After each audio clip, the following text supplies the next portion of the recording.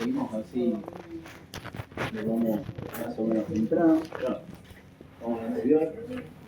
Ahora vamos a meternos un poquito más en el tema lentes. En las lentes correctoras tenemos las esféricas y las astigmáticas, aunque vamos después a ver sobre el final que esto es medio difuso. Lentes protectoras, coloreadas, ya sea para proteger de radiación intensa o vidrios con mayor resistencia mecánica. Después las prismáticas. Y después podemos hablar de las especiales como las trifocales, las bifocales, los filtros cromáticos, los bifocales con color, con prisma, y después lentes lenticulares asféricos y multifocales, que es donde vamos a ponernos un poquito ahí más detallistas. Bueno, las lentes filtrantes pueden estar coloreados en masa o teñidos. Teñidos se sumerge en una tinta básicamente con una tintura especial. Están los polarizados, que lo que hacen precisamente es anular uno de los planos de la polarización de la luz, como ya vimos lo que es la polarización. Después en las protectoras hay cristales que están endurecidos o plásticos, policarbonato, que tienen alta resistencia mecánica, aunque desde el punto de vista de la calidad óptica no es muy buena. Y después lentes de contacto, ya verán aparte. Y los sistemas para visión subnormal, hay lupas, telelupas, sistemas proyectivos, etc. Y hoy con la tecnología todo esto también se está un poco reescribiendo, ¿no? Concepto de dioptra, vamos a ver un poco, que ya lo vimos, pero bueno, lentes delgadas, gruesas, principales fórmulas y demás. Una dioptra es una superficie que separa dos medios refringentes diferentes. Y bueno, como vimos en la lente, cuando un rayo de luz incide pasa por un punto y este punto se llama foco, en este caso es una dioptra convexa. Esta es la ecuación, digamos, la potencia de la dioptra, la inversa de la distancia focal cuando la escribo en metros.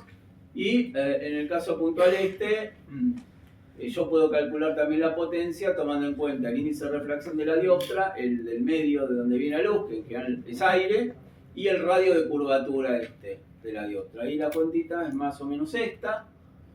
Entonces uno puede hacer el cálculo, si este es vidrio crown, bueno, que tiene índice 1,53, puede hacer la cuentita y sacar la potencia de la dioptra. Nada, demasiado divertido. Pero si esta dioptra es el ojo humano, por ejemplo, uno puede repetir la fórmula, pero usando el índice de refracción promedio del ojo, que es 1,3376, y uno hace la cuenta y le da que la potencia de la córnea es aproximadamente 45 dioptrías, ¿no? Bueno, después existe lo que llaman lentes delgadas. Lente delgada es una aproximación y se puede definir una lente delgada cuando su espesor es muchísimo menor a su distancia focal, del orden más o menos de menos que una milésima, ¿de acuerdo? Y las ecuaciones que rigen la lente delgada son las que vimos antes en las diapositivas. Pero cuando resulta ser que el espesor ya no es tan chiquito con respecto a la distancia focal, las lentes se llaman lentes gruesas. Y ahí las ecuaciones se complican bastante y aparecen algunos conceptos, como ser los planos principales, que son estas lentes punteadas. Después vamos a ver por qué son útiles estas lentes de acá, planos de acá. Los puntos donde estos planos principales, digamos, intersectan al eje óptico principal, se llaman puntos nodales, punto nodal objeto, punto nodal imagen. Estos son los focos, ¿de acuerdo? Bien. ¿Por qué son importantes estas cosas?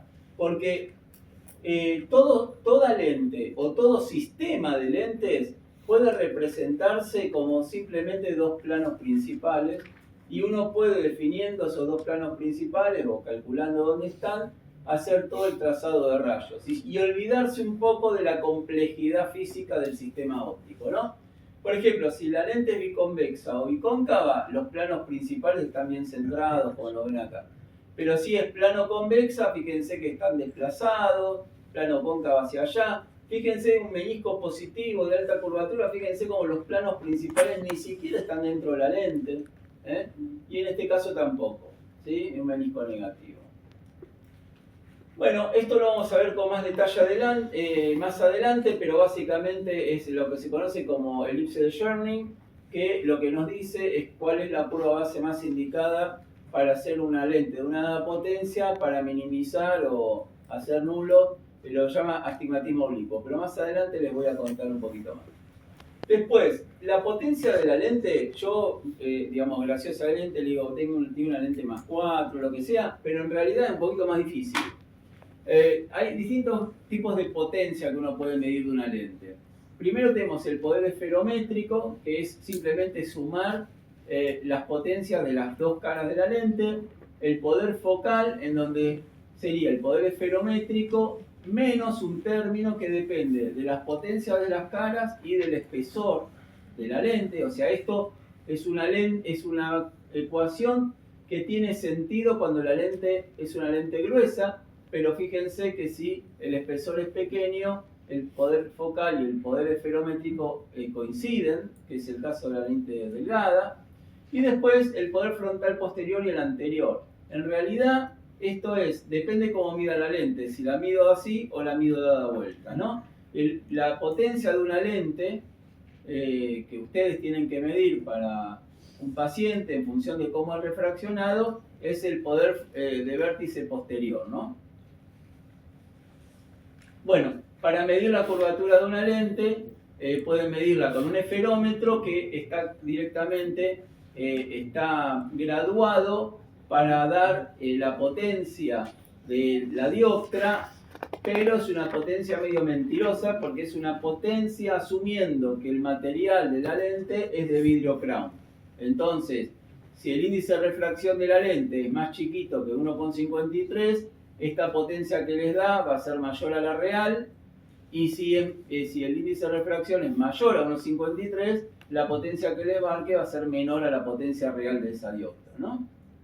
Si es una lente neutra, los tres pines quedan alineados. Si la lente es convexa, el pin del medio se mete para adentro y si no, sale para afuera, y esa es la manera que tiene de accionar la flecha esta, la aguja, contra la aguja de un reloj, que me dice cuál es la potencia. Acá entonces... ¿Puedo comentar? Sí, claro. No, ustedes vieron que Gabriel les pasó una fórmula, ¿no?, del valor sagital. Por ahí la tienen, esa que dice que es igual a R menos raíz cuadrada de diámetro sobre 2, diámetro al cuadrado menos R al cuadrado, raíz de R cuadrado menos el diámetro sobre 2 al cuadrado. Eso le da la ságica. En definitiva, lo que están midiendo con ese aparato es la ságica.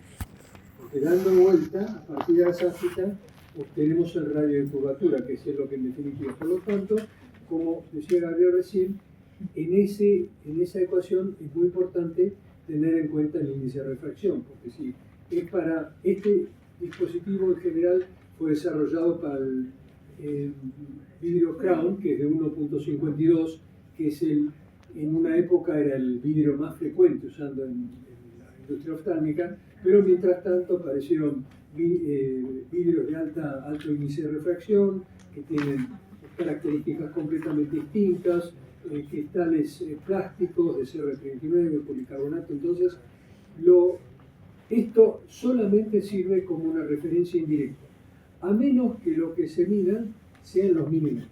Entonces, si se miden los milímetros, o los milímetros, las décimas de milímetros, se puede aplicar la fórmula de la potencia, que es la que ustedes vieron recién, y con eso se puede sacar entonces el poder esferométrico de la lente. Hoy en día se usa más el esferómetro para ver si la curva base de la lente físicamente es la que corresponde. Perdón. No, bueno, lo que hablábamos antes, ¿no? Uno puede medir la potencia de vértice anterior con la cara, por ejemplo, en este caso convexa para abajo, o la cara cóncava para abajo. Si este es el lensómetro común que pueden tener en su consultorio, recuerden siempre, la potencia la tienen que medir con la lente con la cara cóncava hacia abajo, ¿sí? Y porque ustedes lo tienen que medir es la potencia de vértice posterior, porque cuando ustedes refraccionan al paciente, el ojito es como que lo tiene acá abajo. ¿De acuerdo? Bien. Entonces, a ver de acá, bueno, vamos a meter índice de refracción, ya lo vimos, ¿no? Sí. Vamos a seguir, porque si no... Este es un valor que... Sí, índice de refracción de distintos materiales, aire, agua, bueno, el humor acuoso, el vitrio, la córnea, el cristalino, el polimetilmetacrilato, el vidrio crown, el vidrio plástico alto índice de 1,6, 1,8. Este es el esquema del ojo. Eso dejarlo porque lo doy para la próxima clase. Fin de la clase esta. Todo esto ya está. Ya lo vimos. Empieza Gabriel. Bueno, estas son las distorsiones. Las lentes, bueno, esta es una superficie cilíndrica. Las distorsiones son aberraciones, o sea, son potencias que uno no quiere que estén. Y pasa, en general, toda lente tiene algún grado de aberración, porque la potencia en el centro no es igual que la potencia en la periferia. Puede haber aberraciones de este tipo, aberraciones de este tipo. Esto es típico de una lente divergente, donde la potencia aumenta hacia la periferia, pero la potencia negativa. Y esto es típico de lente convergente o lente positiva, donde la potencia aumenta, pero de manera positiva hacia la periferia. Bueno, esto vamos a pasarlo. Acá esto es lo que pasa en el ojo humano con respecto a la radiación. Tenemos, dijimos, con respecto a lo que tiene que ver con la luz ultravioleta, la absorción que se da, el porcentaje dependiendo de la longitud de onda. Nosotros vemos que cuánto es absorbido por la córnea, cuánto del humor acuoso, cuánto cristalino, cuánto del humor vitrio y finalmente lo que llega a la retina. Y bueno, vemos que entre los 340, 360 más o menos algo llega, principalmente de radiación ultravioleta. Esto, según unos estudios que hay últimos, tiene una acción buena o beneficiosa en lo que tiene que ver con la detención en la progresión de la miopía. Por eso es importante no filtrar esta longitud de onda en los niños que tienen miopía progresiva. Pero cuando uno le pone una lente adelante a una persona, dependiendo del material, puede estar quitándole toda esta radiación. De hecho, el policarbonato absorbe a partir de los 400 nanómetros, con lo cual no es indicado en ese caso para chicos miopes. Bueno, ¿para qué sirven los filtros oftálmicos? Evitan lesiones oculares, tanto en córnea, cristalino, retina, mejora la comodidad y seguridad, mejora el confort del trabajo, el contraste en algunas patologías, como puede ser el caso del daltonismo o lo que fuera, y también aspectos cosméticos. Los filtros oftálmicos pueden trabajar por reflexión, por absorción, o pueden, tener absorber en masa, y finalmente, si yo sumo la cantidad que refleja, la que absorbe y la que transmite, me tiene que dar obviamente el 100%, porque si no estaría violando la ley de conservación de energía, ¿no? Bueno, acá tenemos la luz útil versus la luz molesta, digamos, dependiendo del caso de qué es útil y qué es molesto, depende de la patología y la aplicación también. La luz azul, dado que su índice de refracción es mayor, se enfoca antes de, digamos, que la retina en general, cuando el paciente está bien corregido, y la luz roja por detrás y la verde exactamente en el centro, ¿sí? Bueno, acá vemos el espectro. Después tenemos distintos tipos de filtros. Los que absorben entre un 12 y un 25% no protegen de radiación solar y pueden usarse básicamente para este tipo de aplicaciones: conducción nocturna, luz artificial, lentes cosméticos, estenopías.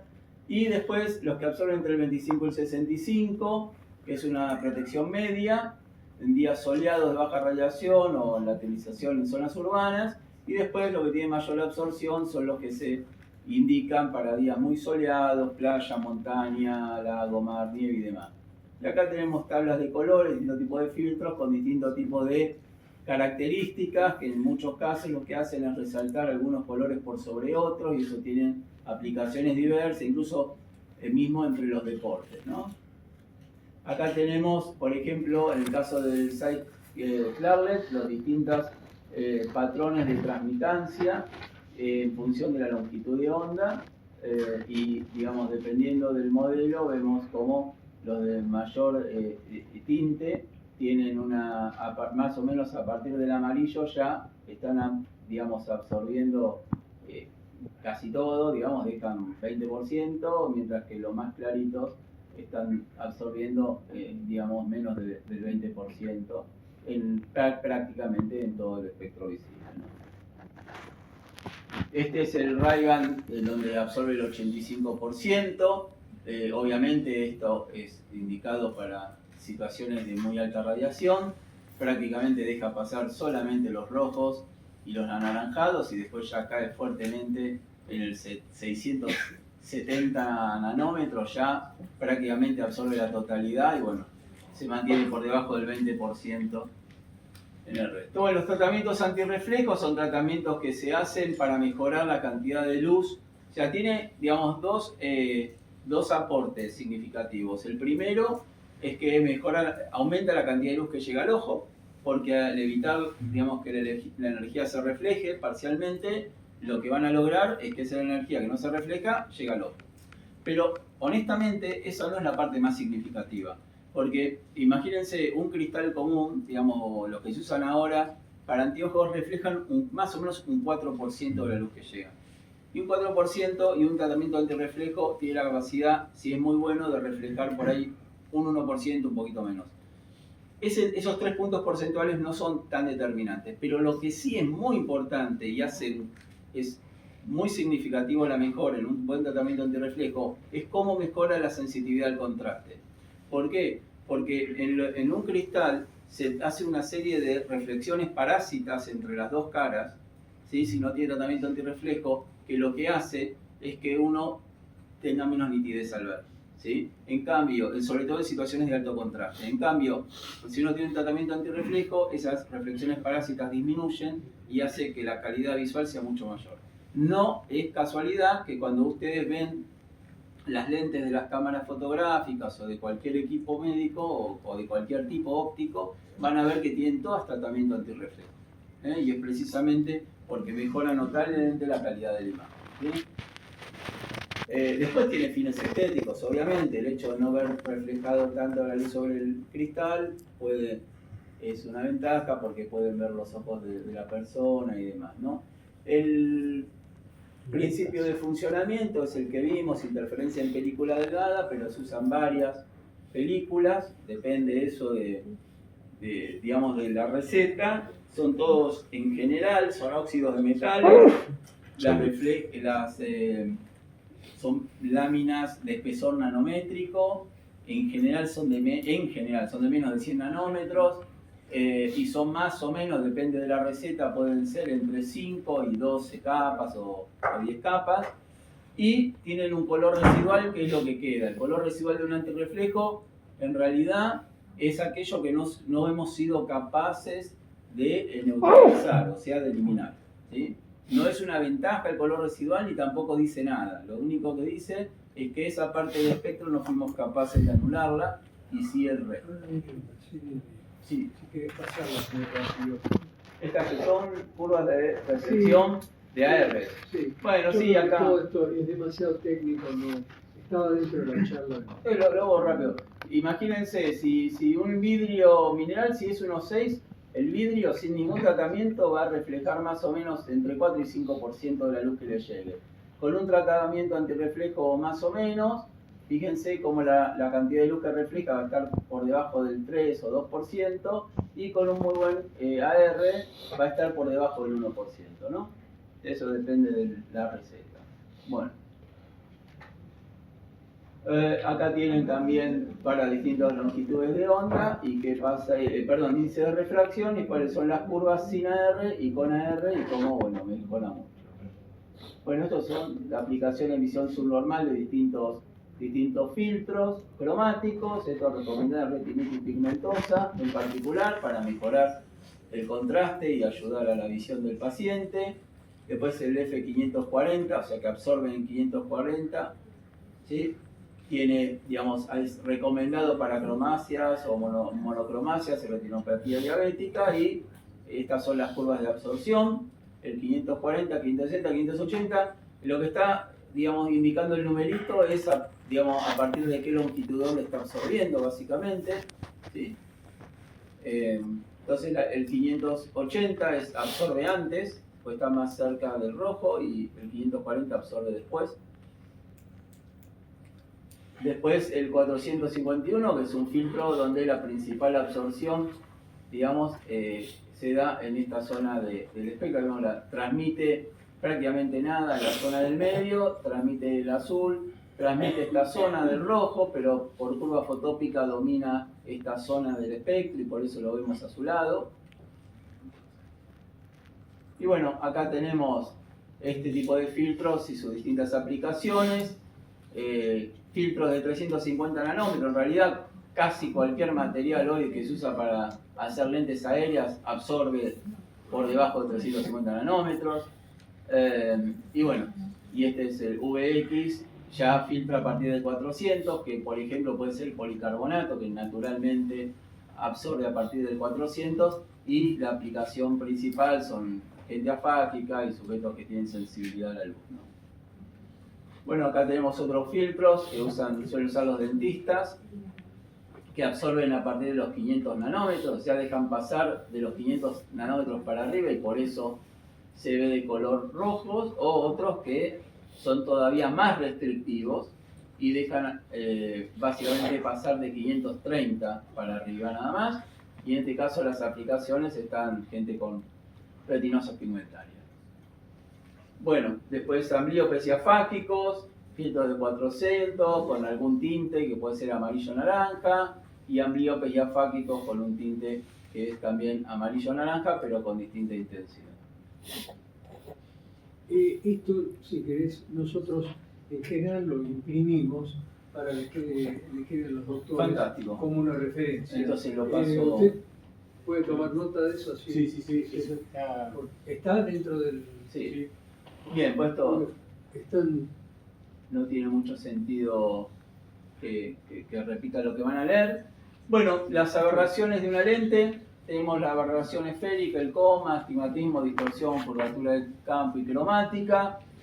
Estas son las aberraciones de Seidel. Aunque ustedes por ahí estén más familiarizados con las aberraciones que dan los aberrómetros oculares, son los polinomios Serri, que por ahí si alguno usó un aberrómetro ocular. Bueno, la aberración esférica es cuando... Vieron que yo les conté que si tenían un conjunto de rayos paralelos, pasaba por una lente, todos los rayos pasan por un punto y se llama foco. Y ustedes me creyeron, bueno, eso es mentira. Eso pasa cuando los rayos están más o menos cerca del centro, pero cuando pasan por afuera resulta ser que no, convergen antes. Y esa convergencia previa que sea de los rayos se llama aberración esférica. ¿De acuerdo? O sea, si la geometría de la lente es una esfera, tiene ese problema. ¿Sí? Bien. Después el coma. El coma es una aberración que se da cuando la luz incide de costado o cuando esta geometría no es esférica y tiene, por ejemplo, una puntita que está descentrada. ¿Saben quiénes son los que tienen principalmente coma como aberración? La gente que tiene queratocono. ¿Sí? Después, bueno, el astigmatismo ya lo conocen y la curvatura de campo es, digamos, lo que vimos antes cuando la forma de barril o la forma de esa media hiperboloide. Bueno, esta es la aberración esférica que les conté, visto un poco agrandado. Los rayos que están por fuera convergen antes y los que están más cerquitos del centro, que llaman los rayos paraxiales, y que son bastante paralelos al eje óptico principal, convergen en un punto más o menos del punto que se llama foco. Esto igual lo vamos a ver con el banco óptico, ¿no? Y acá vemos coma, cuando los rayos inciden inclinados, por ejemplo, se llama coma porque tiene una pinta de cometa, lo que se ve en la retina o en la pantalla, ¿no? Que acá vemos, este es cuando los rayos inciden de frente y acá cuando inciden de costado, fíjense que es como un cometa. Bueno, astigmatismo, después vamos a ver todo esto un poco de manera más gráfica. Esto es todo. Sí, lo voy a saltear para esto ya lo vimos. Quizás explicarles nomás que hay una aberración cromática. Eso sí, eran dos más atrás. La aberración cromática es, vieron que en la ecuación de, o sea, los prismas y las lentes, cuando uno quiere calcular qué pasa con los rayos, tiene que aplicar la ley de Snell, que es la de la refracción. Y la ley de Snell, ¿se acuerdan que tiene el índice de refracción metido en la ecuación? ¿Qué pasa? Resulta ser que el índice de refracción tiene que ver con la velocidad de la luz en el medio refringente que uno está viendo. Pero los distintos colores viajan a velocidad diferente. O sea, los colores más fríos, como el violeta, como el azul, viajan más lentos que los colores como el rojo. Entonces, el índice de refracción para un color no es igual al otro. Es muy parecido, pero no es igual. Y ese es muy parecido, pero no es igual, hace que aparezca la aberración cromática. Si ustedes hacen un telescopio muy sencillo con dos lentes, una con la otra, y miran hacia la luna, lo que van a ver van a ser 7 lunas. una de cada color. O sea, van a ver una luz roja, una luz, no sé, anaranjada, otra... ¿Por qué? Porque el sistema óptico va a trabajar dependiendo del índice de refracción, y como cada color tiene un índice de refracción diferente, la imagen va a ser diferente. ¿Está bien? Para eso existen dobletes acromáticos y cosas más sofisticadas, pero la aberración cromática siempre está en las lentes. Puede ser detectable o no, pero siempre está. Bueno, acá, esta es la última parte, así que vamos bien, estamos mal, pero vamos bien. Tiene que ver con el uso de las lentes, cómo surgen las lentes multifocales. Entonces, el primero que popularizó y que se dio cuenta que podía hacer dos lentes porque necesitaba ver de cerca y necesitaba ver de lejos, saben que a partir de los 40 años perdemos la capacidad de acomodar el cristalino, ¿sí? Y el brazo nos queda cada vez más corto. Entonces llega un momento que lo tenemos que estirar tanto que decimos usar anteojos para leer. En ese momento, digamos, necesitamos lentes con potencia positiva más alta. Entonces, Benjamin Franklin se dio cuenta que usando una lente con una potencia para lejos y una para cerca, podía más o menos resolver este problema.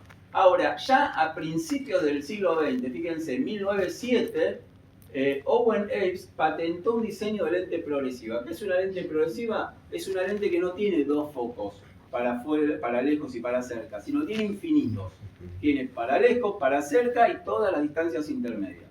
Y ya en 1907 hubo alguien que se le ocurrió que es una buena solución y patentó la geometría. Era bastante rudimentaria y por otro lado tampoco tenía manera de producir esa lente. Y en el año 1924 una astrónoma norteamericana también patentó otro diseño de lente multifocal, que tampoco sabía cómo hacerlo y no había tecnología para hacerlo. Pero fue sí, en el año 1959, el ingeniero Bernard Maitenaz, que en ese momento trabajaba en lo que hoy es la empresa Essilor, que no solo diseñó una lente progresiva, sino que a su vez diseñó un aparatito como un generador para poder tallar esa forma progresiva. La lente era muy básica, por supuesto, y era bastante incómoda, pero fue la primera solución moderna, digamos, a una lente progresiva, y eso pasó más o menos a principios de la década del 60, ¿sí? Bien, ¿qué es una lente de adición progresiva? Lo que les conté, es una lente cuya potencia no es constante. ¿Qué pasa cuando yo en una lente le doy una potencia que no es constante? Aparecen aberraciones ópticas, aparecen zonas de la lente en donde yo no voy a ver bien nunca en mi vida, ¿de acuerdo? En general, matemáticamente, esas zonas aparecen a los costados del corredor, o sea, ustedes tienen una potencia acá, otra potencia acá, una potencia que va variando en este corredor y en consecuencia a los lados del corredor, o sea, acá y acá, van a concentrarse aberraciones, ¿sí? Zonas, sí, decime. ¿Esas son como las multifocales, digamos? Exacto, sí. En realidad el término multifocal se suele usar, pero técnicamente no está bien. Claro. Porque multifocal es algo que tiene focos contables. Quiere decir, puede tener 1, puede tener 2, 3, 4 o 10.000, pero son contables. Cuando vos tenés algo que tiene una progresión infinita de focos, sería una lente de adición progresiva. Bien, pero comúnmente también se llama multifocal. Entonces, estas aberraciones son ontológicas, es de la geometría, no se pueden sacar nunca, pero sí se pueden aminorar, se pueden distribuir. Hay modelos matemáticos que la bajan lo más que se puede, pero siempre van a estar ahí.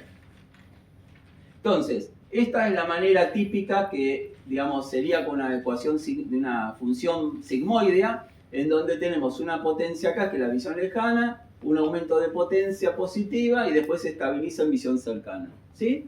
Y acá tenemos el típico layout de una lente progresiva, donde tenemos una zona que es la zona de referencia de lejos, digamos, la cruz de montaje, que es donde se alinea la pupila del paciente a la hora de saber dónde se va a ubicar la lente en el frame, el punto de referencia de prisma, o sea, dónde voy a medir para saber si tiene prisma o no la lente, y el centro digamos, de potencia cercana, que está abajo.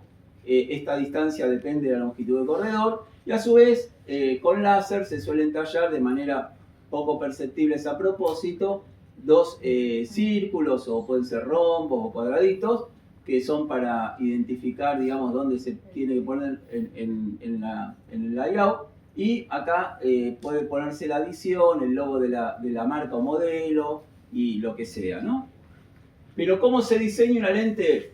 Bueno, básicamente, ahora les explico qué es esto, no se, digamos, aturban. La idea básicamente es esta. ¿Vieron que yo les dije que la lente no puede tener aberraciones?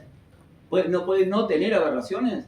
Bueno, pero cuando uno hace un modelo matemático para tratar de modelar una lente, como haría un escultor para esculpir una estatua, uno puede matemáticamente decirle qué zona me interesa más de la lente que otra. O sea, en qué zona me interesa mucho que no haya aberraciones y en qué zona puedo permitirme que las haya. Y eso se hace a través de unas matrices de relajación que son estas. Entonces uno lo que hace acá es mide la diferencia entre lo que uno quiere y lo que uno puede en cada punto de la lente. Y lo multiplica por estas matrices, por el peso, que me da la importancia de cada punto que tiene la lente para mí. ¿Se entiende?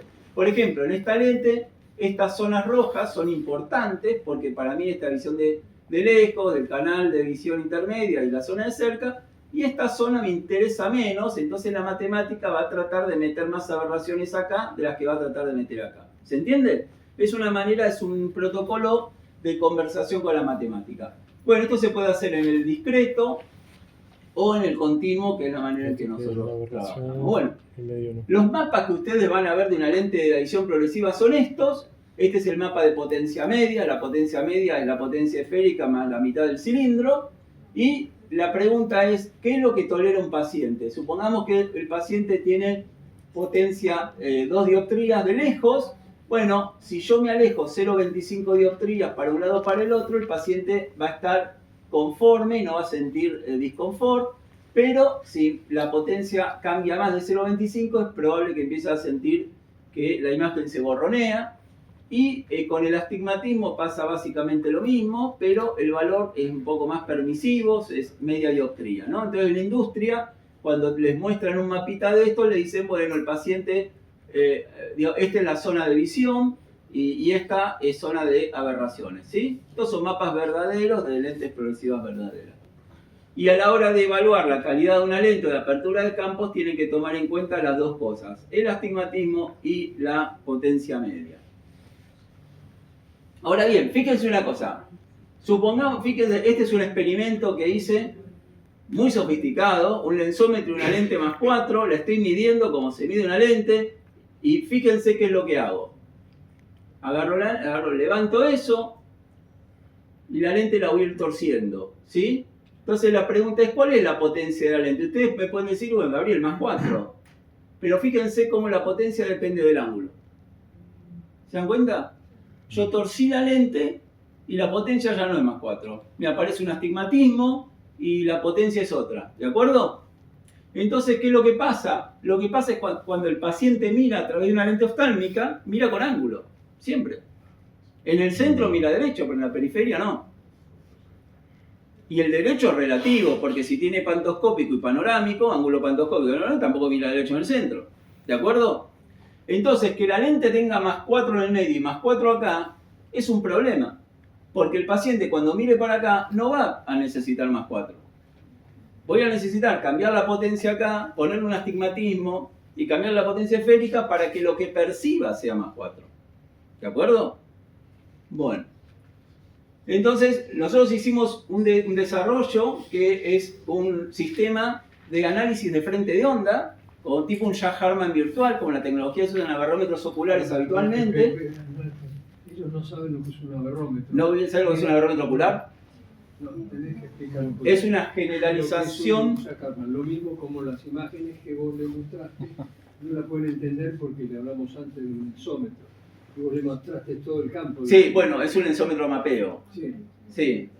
Yo no sé si vieron alguna vez lensómetro mapeo, pero bueno. Ellos están en primer año. Les cuento lo que es un aberrómetro ocular. Sí, por favor. ¿Conocen el autorrefractómetro? El autorrefractómetro les toma cómo funciona. Les proyecta sobre la retina una elipse, ¿sí? O mejor dicho, un círculo, ¿sí? El círculo pasa por todo el sistema óptico del ojo, se proyecta en la retina, le saca la fotito a lo que se proyecta.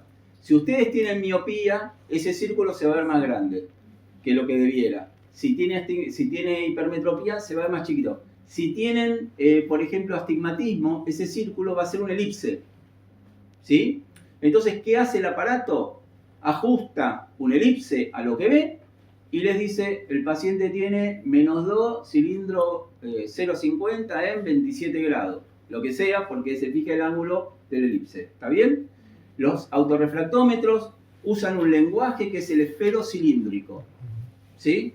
Todo en la vida para un autorrefractómetro o es esférico, o es cilíndrico, o es combinación de esas dos. ¿De acuerdo? Bien, pero el ojo no tiene esas dos aberraciones. Nunca lo que se proyecta en el fondo es ni un círculo perfecto ni una elipse perfecta.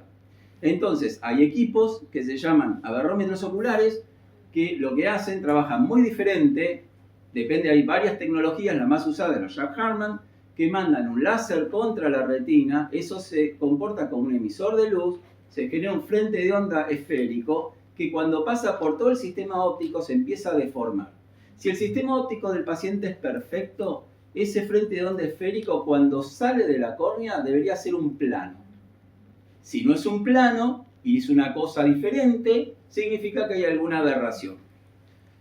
Esas aberraciones se pueden discriminar como suma de un conjunto de aberraciones. Como una receta de cocina se puede representar como la suma de los ingredientes que componen ese plato. ¿De acuerdo? Dentro de estas aberraciones, esto se describe matemáticamente con lo que se llaman polinomios de Cerny, que ustedes por ahí, algunos de ustedes los vio, donde está el astigmatismo de toda la vida que ustedes conocen, el desenfoque, la aberración esférica, el coma, el trifolio, aberraciones de orden más alto, como pueden ser coma de segundo orden, astigmatismo de segundo orden, y así sucesivamente. ¿Está bien? Eso es un conjunto infinito de aberraciones, porque es una base funcional de infinitos elementos, en donde, que se usa para separar las distintas aberraciones. Por ejemplo, si ustedes le hacen a un paciente normal una aberrometría, se va a destacar el desenfoque y el astigmatismo.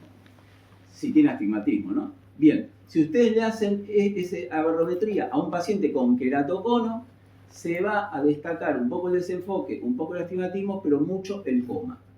¿Está bien? Que es una aberración que no es ni astigmatismo, ni es desenfoque. Y que si ustedes le hacen una autorrefractometría con un autorrefractómetro común al paciente que tiene queratocono, le va a dar un astigmatismo y un desenfoque, pero nunca un coma porque ese equipo no es capaz de medirlo.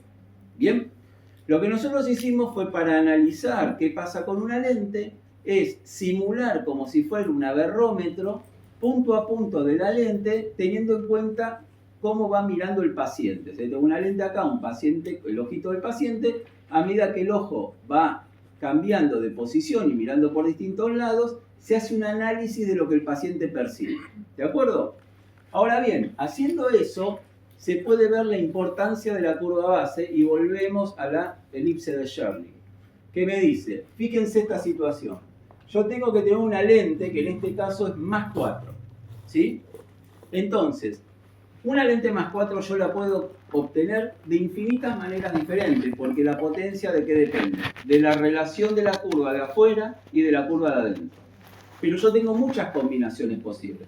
Por ejemplo, ¿cuántos números tengo que sumar para obtener el número 4? Puedo sumar el 3 más el 1, el 2 más el 2, el 5 con el -1, y así infinitas combinaciones. ¿De acuerdo? Lo mismo pasa con las lentes. Yo una lente de la misma potencia la puedo obtener sumando superficies de distinta curvatura adentro y afuera, tal que se compensen y con el índice de refracción de la lente me dé la potencia que yo quiero. ¿De acuerdo?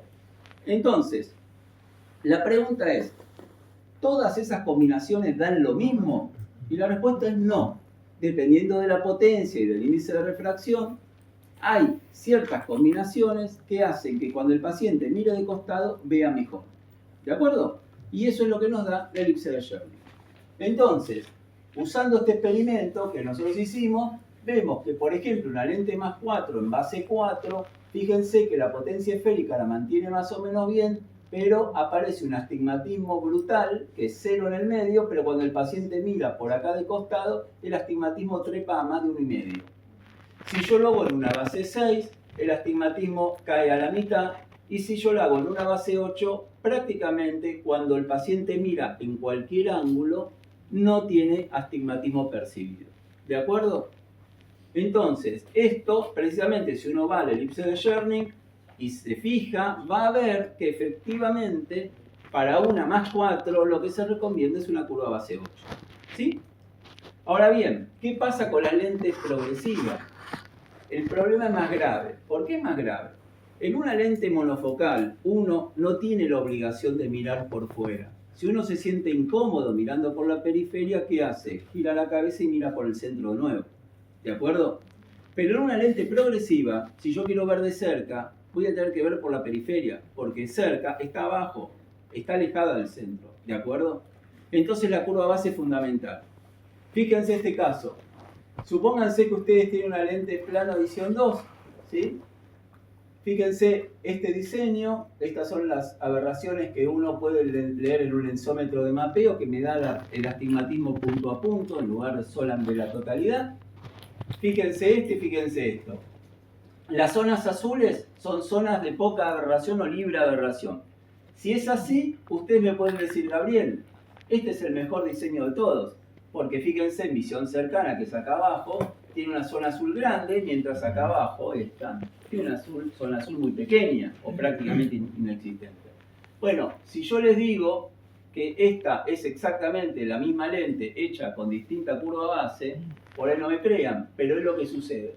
Por ejemplo, volviendo a este diseño, con el mapa de potencia media, digamos, calculado con un lensómetro de mapeo, y el de astigmatismo, dependiendo de la curva base que yo elija, voy a tener distinta performance, distinta calidad óptica. Por ejemplo, en este caso, plano adición 2, o sea, más 2 abajo, 0 arriba, en base 6 anda bien, ¿sí? Y este es el mapa de Gauss, pero resulta ser que el agua en base 4 ya empiezan a aumentar las aberraciones acá, pues esto se empieza a poner más rojito, y acá disminuye, se pone cada vez como un celeste más clarito, y si a esta, que es la misma que antes, la hago en base 2, y es una lente adición 2, fíjense que prácticamente desapareció la zona de cerca y la zona de lejos, periférica aumentó brutalmente las aberraciones.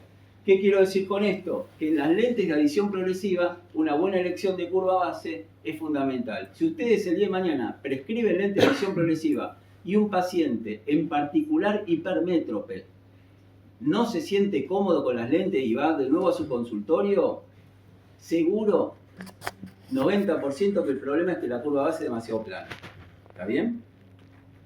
Bueno, ¿qué se puede hacer para mejorar este problema? Bueno, en el caso de los ópticos pueden elegir curvas bases más adecuadas, o ustedes darse cuenta, darle más ángulo pantoscópico a la lente, torcerla un poquito más, y más o menos tiene que ser entre 8 y 10 grados. Y por el lado de la gente que hace investigación y desarrollo, desarrollar tecnologías que puedan mejorar esto. Entonces, esta es una tecnología que también desarrollamos para mejorar eso.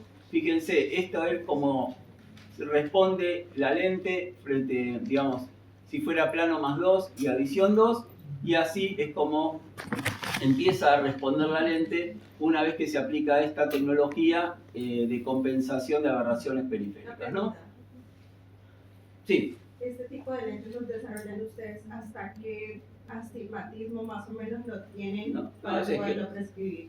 No, es que en general depende del generador, pero más o menos, y depende del material que uses, pero puede ser 6, 7 dioptrías astigmáticas, en general no tiene problema en cortarlo. Bien, y acá, por ejemplo, tienen el caso de una lente que plano más 2, también adición 2, pero fíjense en curva 6, o sea que es realmente bueno ya de por sí el mapa, y con esta tecnología mejora también aún más. Lo bueno lo hace todavía mejor, aumentando la calidad de la zona de cerca y disminuyendo las aberraciones periféricas. Así que bueno, básicamente, digamos, esto, bueno, no vi 5 minutos más. No,